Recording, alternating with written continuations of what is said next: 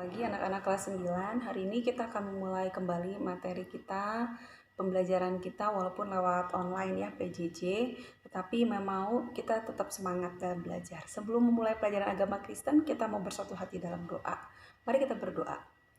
Kembali kami bersyukur kepadamu Tuhan buat pagi hari ini kami memulai pelajaran agama Kristen yang pertama Tuhan. Tuhan berkati anak-anak kelas 9, Tuhan berikan hikmat, akal budi, kepintaran sehingga setiap materi yang akan disampaikan mereka boleh mengerti, mereka boleh pahami, bukan hanya sekedar tersimpan di dalam memori pikiran tetapi dapat mengubahkan sifat dan sikap anak-anak kelas 9 menjadi pribadi yang lebih baik di hadapan Tuhan dan sesama.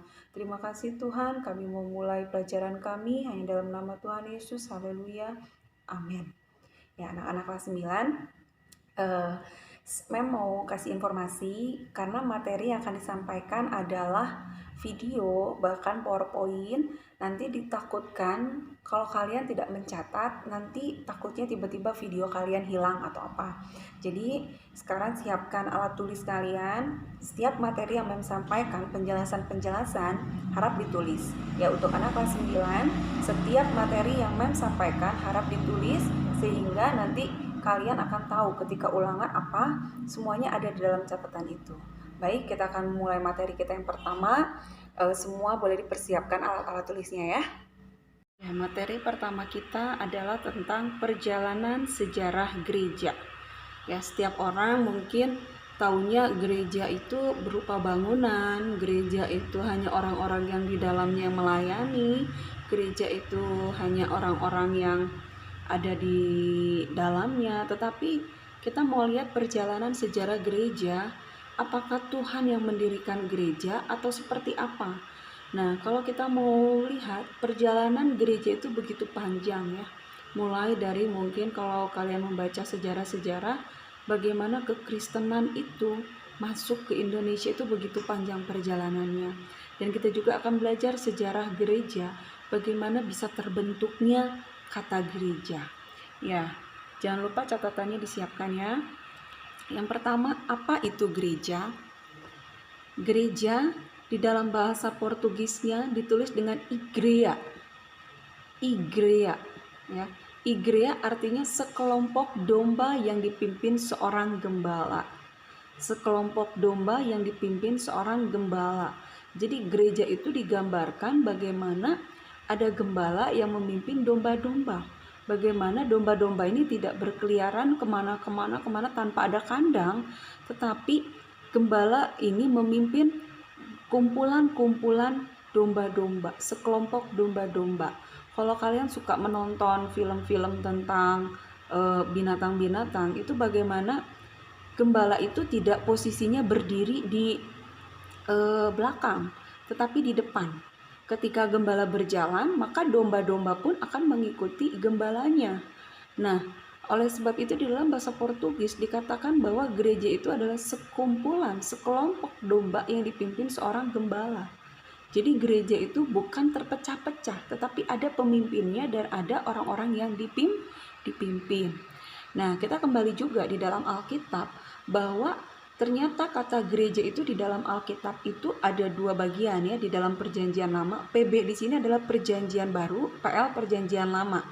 Di dalam Alkitab kita itu dibagi menjadi dua ya, PB dan PL, Perjanjian Baru dan Perjanjian Lama. Di dalam Perjanjian Baru, kata gereja ditulis dengan eklesia. Eklesia, ek dan kolelia. Kalau sebelumnya ya, di anak-anak kelas 9 sebelumnya tuh saya jelaskan satu persatu. Di sini karena kita waktunya singkat, jadi saya jelaskan sekilas ya. Kata eklesia, ek itu keluar, dipanggil keluar. Jadi eklesia adalah orang-orang yang dipanggil keluar dari kegelapan menuju terangnya yang ajaib. Jadi kata gereja itu tidak berbicara orang-orang yang hidupnya benar selalu dan ada di gereja, tidak. Tetapi kata gereja adalah orang-orang yang dipanggil keluar dari kegelapan menuju kepada terangnya Yesus yang ajaib. Jadi kalau kita menganggap di gereja itu hanya orang-orang yang benar saja boleh masuk ke dalam, itu salah. Karena kata gereja sendiri adalah orang-orang yang dipanggil keluar. Orang-orang yang tadinya hidup dalam dosa, orang-orang yang tadinya hidup di dalam ketidakbenaran, orang-orang yang tadinya melakukan hal-hal yang tidak baik, tetapi mereka dipanggil keluar, meninggalkan hal-hal yang tidak baik, dan mereka berjalan menuju kepada terangnya yang ajaib, yaitu Yesus Kristus. Itulah gereja. Jadi gereja tidak berbicara di dalamnya hanya orang-orang yang kudus, orang-orang yang benar, orang-orang yang tidak berdosa yang boleh masuk, tidak. Tetapi gereja di sini adalah orang-orang yang dipanggil keluar dari kegelapan, dari sesuatu yang tidak berlayak, dari sesuatu yang tidak benar, dipanggil menuju kepada terangnya Yesus yang ajaib. Dan dalam perjanjian lama ditulis dengan kata Kabal Yahweh, yang artinya umat kudus Allah yang telah dipilih dari segala bangsa di muka bumi untuk menjadi umat kesayangan Tuhan. Ya, Kabal Yahweh. Ingat, dalam PL Kabal Yahweh, dalam PB Eklesia. Kabal Yahweh juga sama, memiliki arti umat kudus Allah yang telah dipilih dari segala bangsa di muka bumi untuk menjadi umat kesayangan Tuhan. Ingat, bukan kita loh yang memilih. Bukan kita yang memilih, saya jadi pengikut Yesus karena pilihan saya. Memang mungkin saat besar engkau punya pilihan. Tetapi dikatakan umat kudus yang telah dipilih Allah. Makanya kan ada lagu, kita dipilih dari segala bangsa. Jadi Tuhanlah yang memilih kita. Tetapi respon kita, apakah ketika Tuhan memilih kita, kita mau buka hati atau tidak? Nah, di sini maka dikatakan dalam PL dan PB, kata gereja Kabal Yahweh dalam PB, dalam PL maksud saya perjanjian lama Kabal Yahweh, dan dalam perjanjian baru yaitu Eklesia, ya. Selanjutnya, definisi gereja secara umum dapat disimpulkan bahwa persekutuan orang percaya yang dikuduskan untuk menjadi umat kepunyaan Tuhan. Jadi gereja itu ada persekutuan. Kalau sekarang gimana dong, Mem? Gereja online seperti ini, apakah tetap dikatakan gereja? Ya, meskipun mungkin online. Persekutuan orang percaya. Di rumah engkau tidak beribadah sendiri. Ada papa mamamu, ada adik kakakmu. Itu persekutuan. Persekutuan itu berbicara lebih dari 1-2 orang bersekutu, di situ Tuhan hadir. Jadi persekutuan orang percaya yang dikuduskan untuk menjadi umat kepunyaan Tuhan. Jadi saya mau katakan, gereja itu tidak berbicara gedung. Gereja itu tidak berbicara bangunan, tetapi gereja itu berbicara persekutuan orang yang percaya. Meskipun gereja itu besar, megah, wow, pokoknya luar biasa, tetapi tidak ada persekutuan orang yang percaya di dalamnya. Semuanya mungkin hidup semaunya, tidak ada persekutuan, tidak mengikuti pimpinan dari gembala yang sebagai pemimpin, hidup semaunya. Itu bukan gereja. Tetapi gereja berbicara persekutuan, adanya kesatuan hati orang-orang percaya yang dikuduskan untuk menjadi umat kepunyaan Tuhan. Ya, sejarah gereja awal, kalau kalian baca di dalam kitab perjanjian baru ya, Kisah Para Rasul, yaitu tentang awal mula pertama kali terjadinya peristiwa Pentakosta di Yerusalem. Ya, bagaimana ketika Yesus naik ke surga, Yesus berkata kepada murid-muridnya, tinggallah di Yerusalem dan aku akan mencurahkan rohku kepadamu. Karena ketika engkau penuh dengan Roh Kudus, maka engkau akan punya kuasa. Nah, kita lihat 3 tanda turunnya Roh Kudus pada hari Pentakosta. Kalian nanti baca ya, Kisah Para Rasul 2 ayat 1-13. Yang pertama adalah gemuruh angin, lidah-lidah nyala api, para rasul berkata-kata dalam berbagai bahasa. Ya, anak-anak kelas 9 mau jelaskan para rasul berkata-kata dalam berbagai bahasa. Kalau kalian baca dalam Kisah Para Rasul, rasul-rasul ini berbicara dengan bahasa lain loh. Berbicara dengan bahasa-bahasa yang bukan bahasa mereka, tapi bahasa orang lain. Dan kebetulan ketika mereka berbicara dalam berbagai bahasa, orang-orang yang mengerti bahasa mereka itu ada di situ dan menyaksikan mereka penuh dengan Roh Kudus. Sehingga kita boleh lihat ketika Petrus berkhotbah, 3.000 orang langsung bertobat dan dibaptis. Itu luar biasa. Itu awal mula pertama. Awalnya ada gereja. 3.000 orang bertobat, percaya kepada Tuhan dan dibaptis. Lalu selanjutnya, tadi seperti Mem bilang, gereja itu tidak berbicara gedung, gereja itu tidak berbicara bangunan, tetapi gereja itu berbicara bagaimana adanya persekutuan. Di dalam Kisah Rasul juga dijelaskan tentang gereja mula-mula. Ciri gereja mula-mula di sini yang pertama berkumpul di rumah jemaat. Jadi kalau sekarang mungkin kita ibadah, ada yang masih ibadah online, kita kembali lagi ke gereja mula-mula ya, di rumah jemaat. Mungkin kalian hanya papa, mama, oma, mungkin opung atau kakak adik. Kumpul mungkin bersama-sama, adanya persekutuan, berkumpul memuji Tuhan, mendengar firman, memecahkan roti, makan bersama. Artinya apa? Saling berbagi, mengadakan perjamuan kudus, adanya perjamuan kudusnya Tuhan. Nah, ini adalah kehidupan gereja mula-mula. Apakah ini terjadi di gereja saat ini? Ya, mau katakan ini terjadi di gereja saat ini. Kalian berkumpul di gereja ya, kalau misalnya udah offline ya, ada persekutuan di gereja, berkumpul memuji Tuhan, dengar firman, adanya mungkin kegiatan apa, mungkin habis ibadah ada makan bersama, habis ibadah ada perjamuan kudus setiap bulannya. Nah, ini pun menjadi gereja mula-mula yang menjadi teladan bagi gereja masa kini ya. Selanjutnya adanya tantangan dari dalam gereja, internal gereja. Ya, di dalam Kisah Para Rasul dituliskan kisah Ananias Safira, bahwa ternyata di tantangan di gereja, di dalam gereja itu tuh ada loh. Adanya orang yang ingin mencari keuntungan sendiri. Ingat, kalau kalian baca Kisah Para Rasul, meminta baca ya, kehidupan jemaat mula-mula tuh mereka tuh tidak egois. Ketika ada orang yang memiliki kelebihan, mungkin dia punya harta banyak, dia itu selalu mau berbagi. Dia berbagi dengan orang yang kurang. Apa yang mereka punya milik bersama dibagi-bagi ya.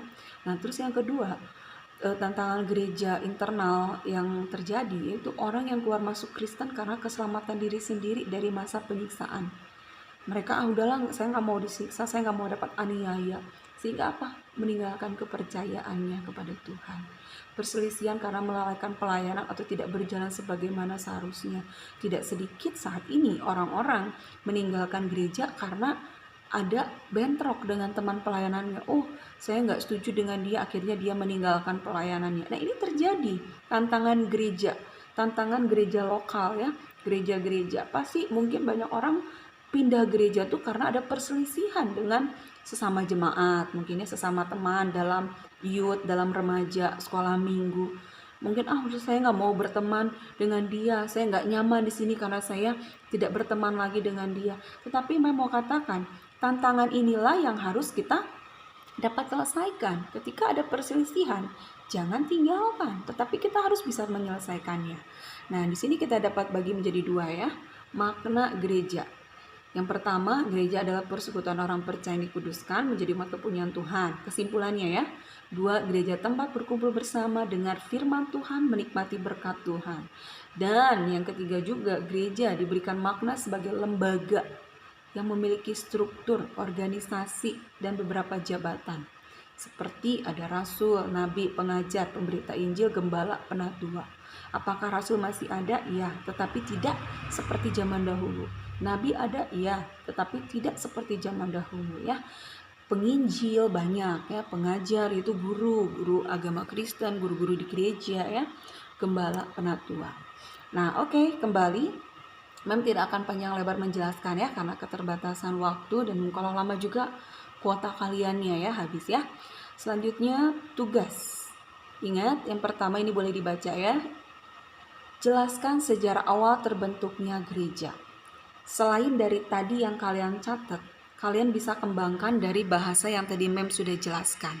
Ya, sejarah awal terbentuknya gereja, atau mungkin kalian mau searching di internet boleh. Ya, jelaskan sejarah awal terbentuknya gereja. Kedua, perbedaan gereja sebagai lembaga dan gereja sebagai persekutuan.